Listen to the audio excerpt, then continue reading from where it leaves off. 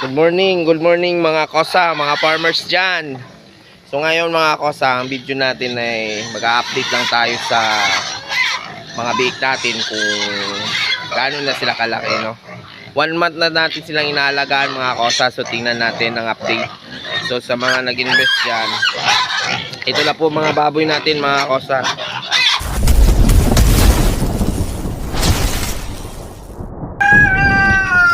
So ayan mga ka-farmers, isang po yung kumakain yung mga yan, patapos na. So 1 month na po sila sa atin mga ka-farmers mula nung ating silang inalagaan. Ayan, medyo yung iba mga ka-farmers nasa 20 to 30 kilos na siguro to, lalo na itong isang to. Ayan, siya po yung pinaka nangunguna ngayon, no? Medyo malaki na po talaga to siya. Isang buwan. So naka-isang buwan na po sila mga ka-farmers. 2 buwan pa para sa ating harvest, no? Ito mga ka-farmers, ito yung kala ko dati mamamatay na sa atin, no? So mahigit 4 o 4 na araw siyang hindi kumain talaga mga farmers nung nagkasakit yan, nung biik pa yan. So akala ko mamamatay na siya, ginamot ko na yan pero walang epekto, no? So ang ginawa ko mga farmers, ayaw pa rin niyang kumain.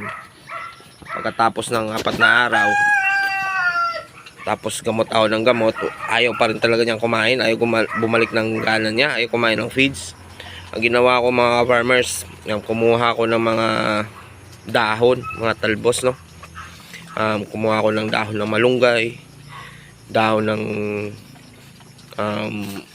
kamote, tsaka yung kahit anong klaseng dahon mga ka-farmers. So pinapili ko siya kung ano yung kanyang kakainin.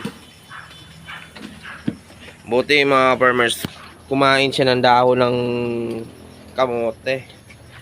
Yun ang pinakain ko sa kanya ng mga 2 araw bago bumalik yung kanyang siglang kumain ng feeds mga ka-farmers.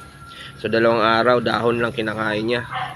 So sa ngayon nakakabawi naman siya mga ka-farmers, no? Mahabol na siya sa laki ng mga kasama niya.